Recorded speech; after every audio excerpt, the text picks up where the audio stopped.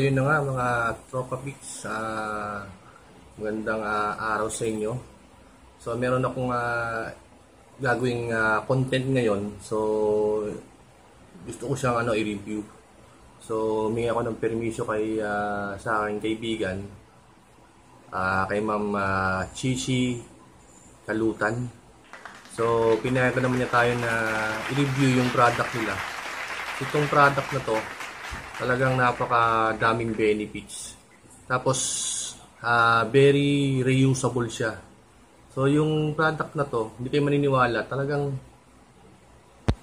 pag na-try nyo, talagang ma-amaze kayo. So samahan nyo ako at ating i-review ang sinasabi kong product at talagang mag-e-enjoy kayo. So napapansin nyo, meron ako ditong tasa. So siguro na alam niyo na kung ano yung i-review ko, no? So huwag nating patagilin. So pasok muna natin yung ating intro. Intro! Pasok!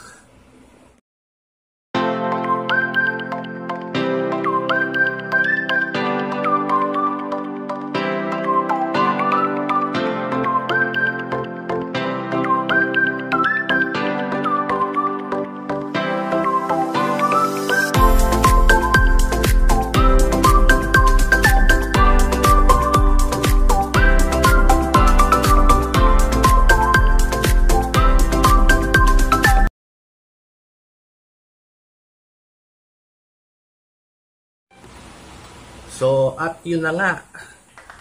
Yun, so ating simulan na.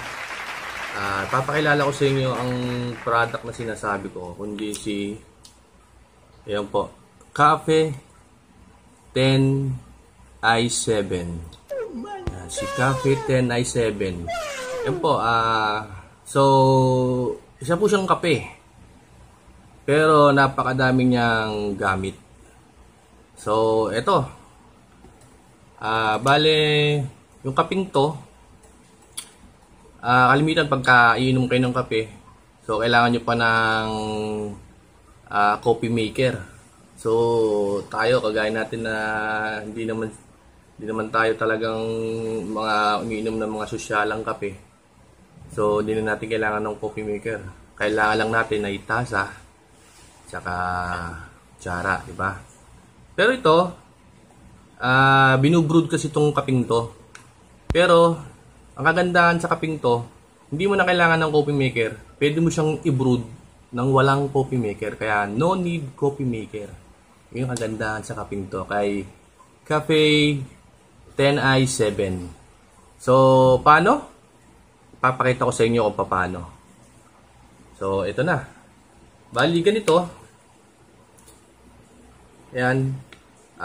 Buksan nyo lang po. Buksan natin. Ayan.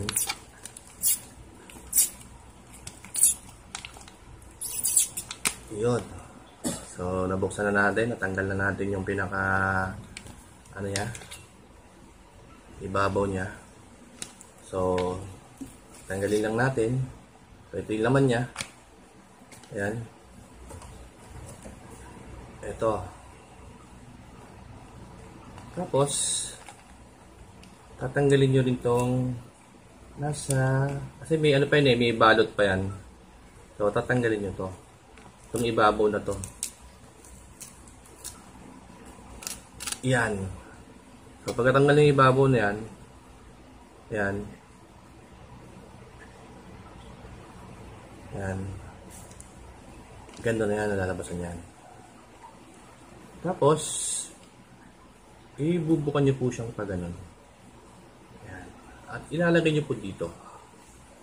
Yan. Yun. Yan.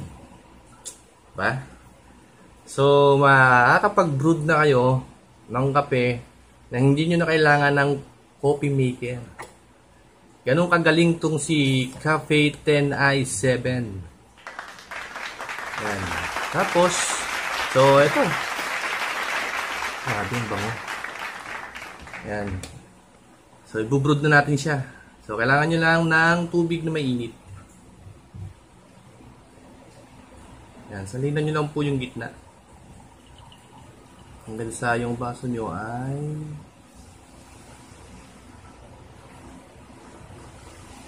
okay. Ayun. Sarap nito. Ang bango. Kung naamoy nyo lang po, ang bango. So, coffee lover po kasi ako. Kaya talagang alam ko pag mabango yung kape. Ayun. Yan po. Unti-unti niyang ibinababa yung tubig na mainit na sinasali natin sa pinakaloob ng ano niya. So, binubrod niya ngayon. Yan. Tapos, ang kagandahan sa kaping to, pagka nagamit nyo na siya, di ba ito, nagamit na natin to. Ito, nagamit na po natin to. Yan. Pwede nyo siyang itabi. Yan. Pwede po kasi siyang 2 beses gamitin. 2 beses mo po siyang gamitin. Pwede po. Ganun po kaganda tong kape na to. So ngayon, ayan. Eto, meron ako ditong lagayan. So gagawin natin, si kape, tatanggalin natin dyan. So yan, na-brood na siya. Yan. Ngayon, ilalagay natin siya dito sa ating lagayan. Yun. Ayan na po. Nakano. Pwede siyang itabi. Yan. Tapos yun. Ngayon, umaga ngayon. So, ginamit ko to. Grabe. Sarap. Wala pang asukal yan, ah. Pero sarap na. Pero lalagyan natin ng asukal. Pwede rin po siyang lagyan ng asukal. Pwede rin siyang lagyan ng cream or gatas, milk. Pwede rin siyang lagyan. So, kuha tayo ng asukal. At lalagyan natin siya ng asukal. Yan o. Cafe Tense i7. Yun, napakasarap po nung kape nila. Yun. At eto na nga, ang asukal. So, mahilig po talaga ako sa medyo matamis. So, lagyan natin siya ng 2 to 3 scoop yan. Yan. So, wala po kaming gatas. Kaya, purong kape ang ating inumin. So, masarap. Masarap sa ato kung may gatas. Pero, okay lang kasi napakabango ng kape at saka talagang masarap siya. Yun. So, grabe. Sarap. So, yun nga po. Nagkape ako ngayon. Mamayang hapon, gagamitin ko ulit to. Wali, pwede siyang 2 beses or 3. Pwede. 3, 3 times, pwede. Yun, bali, pag nagamit nyo siya, mamayang hapon, itatabi ko ulit siya. Pwede ko siyang ilagay sa rep, or kahit sa labas lang, takloban lang. At pwedeng, sa pangatlong gamit ko, pwede ko siyang lagyan ng, pwede ko siyang gawing iced tea. Iced tea. Cafe as, anong parang iced tea. Yung milk tea. Ganun, milk tea. Pwede siyang maging milk tea. So, paano po? Ganun. Lagay nyo rin lang po sa baso. Tapos, mag-init. Meron kayong konting may tatubig. Salinan nyo rin po siya. Para kagaya ng ginawa ko kanina. Tapos, pag nasalinan nyo po siya at na-brood na siya, yung yung kape niya, tanggalin nyo, lagyan nyo ngayon po ng crush ice or tube ice. Tapos, lagyan nyo ngayon siya ng gatas, lagyan nyo siya ng sukal, lagyan nyo siya ng sago o gulaman man yan. Haluin nyo po at yun na po. Meron na po kayong instant milk tea or iced coffee. Oh my God! Pwede siyang maging iced coffee. Yun, na talagang napaka-reusable po ng kape na to. Tapos, ang isa pong, dahil nga sobra siyang reusable, pwede nyo siyang gawing exfoliate sa ating balat. So, paano? Bali, yung pinaggamitan nyo, itong kape na to, kung makikita nyo po, meron siyang tira. Pwede nyo yang ipahid sa inyong balat. Tapos, yung latak po niya, yung pinaka, po nung beans niya, yung, ng kape niya. Yan. Ito po. Pwede nyo i-scrub yan sa inyong balat. Tapos patagalin nyo siguro siya ng mga 10 minutes na scrub lang. So makita nyo po yung resulta pagkatapos. Talagang medyo iba yung mukha nyo. So ito mamaya pagka nagamit ko ito mamayang gabi, i-testing ko siya. Gagamitin ko siya mamaya. So ipang-scrub ko sa aking mukha. Yun, baka sakaling marin kamukha ko si Alden Rich. Okay, lagi ako bibigyan dito. Parinig kita sa mukha eh. Joke lang po. Yun, bali yun. Dahil sobrang reusable nga niya, meron pang isa. So, ito naman, so pwede nyo siyang ilagay sa rep. Pagka, nagamit nyo na ng pangatlong gamit, di ba? So, wag nyo munang exfoliate sa balat nyo kasi ilalagay nyo pa sa rep para mapakinabangan pa. So, ilagay nyo sa rep. So, yung amoy ng rep natin, kaya niyang tanggalin. Yung amoy ng rep, kaya niyang tanggalin yung mga amoy na babaho sa loob ng rep. So, hindi matanggal-tanggal kahit lagyan mo ng charcoal. So, ito ilagay mo Coffee 10i7, itong ating kape na to, ilagay mo sa loob ng rep at kaya niyang tanggalin yung amoy sa loob ng rep. So, ganun po kagaling tong kape na to. So, itong kape na to, marami po siyang gamit. Bali, yung flavor po, Express Blend, yung aking nahingi na isa-sample ko. Express Blend. So, sana mga ilibang marami kasing flavor to eh. So, sana ma'am. Matikman naman yung ibang flavor, no? Yun, may mga flavors po siya. Bali, meron siyang 12 flavors. Meron po tayong Bailey Irish Cream. Bailey Irish Cream. Yun po yung isang flavor. Tapos hazelnut. Tapos meron din po tayong macadamia. Tapos meron tayong caramel. Tapos meron din tayong mocha. Yan, mga flavor po niya. Tapos meron tayong butterscotch. Yon na flavor.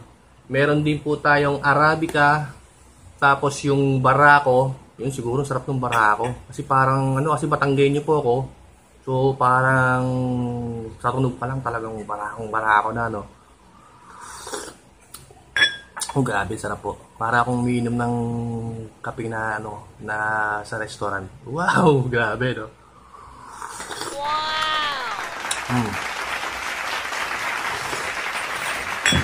Yun, ito lang po yan. Si Cafe 10i7. Yun, meron din po tayong Benguet Blend. Yun po yung isang nila. Tapos, meron tayong Espresso Blend. Tapos, meron tayong Kalinga. Tapos, Robusta. Magkabukod po yun Meron Kalinga flavor at saka Robusta flavor.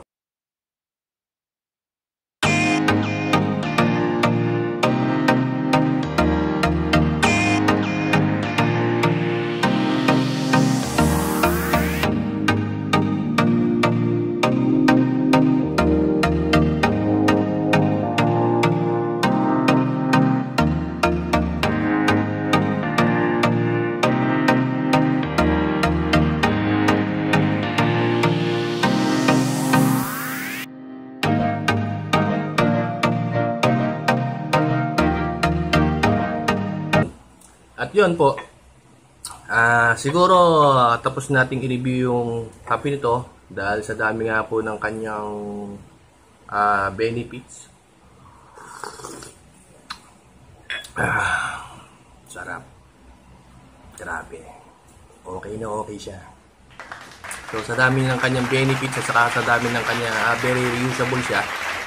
So sa pagkakaalam ko po, ang isang sachet nito ay maabot ng 30 pesos. So sipin nyo po, sa 30 pesos, napakadami na niyang gamit. So anuin mo yung bumili ka ng kape sa ibang so magkano halaga. So hindi mo naman magamit sa ibang bagay, sa iba pang Pero ito, yung 30 pesos mo, sobrang sulit. Kasi kita nyo sa mga sinapid, kasabi ko nga kanina, ay talagang napakadami niyang gamit. So, subukan niyo pong itry. So, kung gusto niyo pong mag-order, pwede niyo pong kontakin yung, meron po silang page, yung Essential 10i7.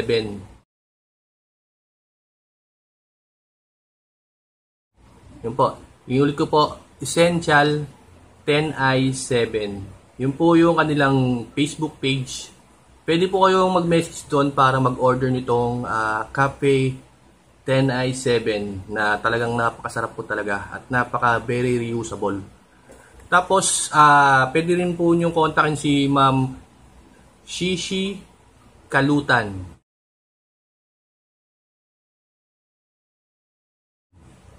Ayun po, pwede siyang i-message si Ma'am Shishi Kalutan para doon kayo sa kanya mag-order. Pwede rin po sa kanya mag-order. Direct po na sa kanya.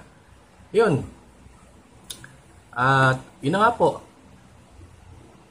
Masasabi ko sa kaping to, napakasarap at talagang very reusable siya. So mamaya, meron pa akong pang mamaya. So gagamitin ko sa mamayang gabi. So sarap. Meron naman akong kape pang mamaya. Tapos, pwede ko siyang gawing iced coffee. Tapos, exfoliate ko sa aking balat yung pinagamitan. Wow, di ba? Saan ka pa? Okay, dito ka na kay Cafe 10i7. So, napakasarap po. Sobra. Love it. Okay, dyan po nagtatapos yung aking vlog. Sana po ay nagustuhan nyo yung aking ginawang review sa kaping ito. Yun, inulit ko po, meron po silang page, Essential 10i7.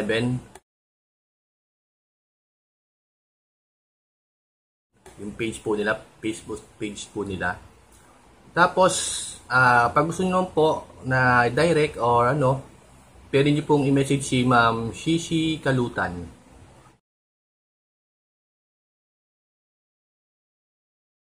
Ayun. Sa kanyang Facebook. Tapos, yun po, patuloy nyo pong supportan yung channel ko. Carl Batanggenyo Style Official. Tapos paki-support din po si GaTV.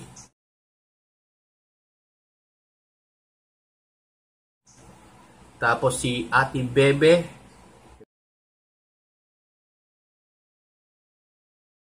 Yun po yung channel niya, Ate Bebe channel. Tapos paki-support din po yung channel ni Eager PH.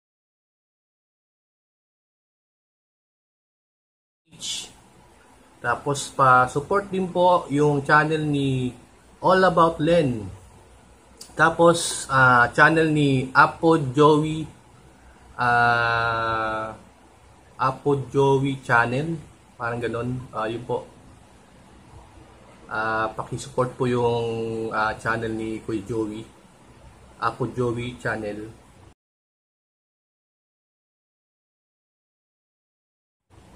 Tapos pa-support din po yung channel ni Jordan Banawa.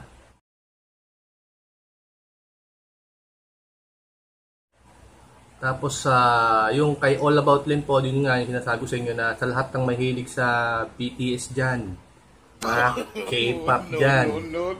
So sa channel po ni All About Len kayo magpunta at talagang makikita niyo po dun yung mga K-pop, mga pumipitik-pitik yung ganyan na BTS yun. Yun, sa channel po ni All About Len. Yan, yung kaibigan na yan.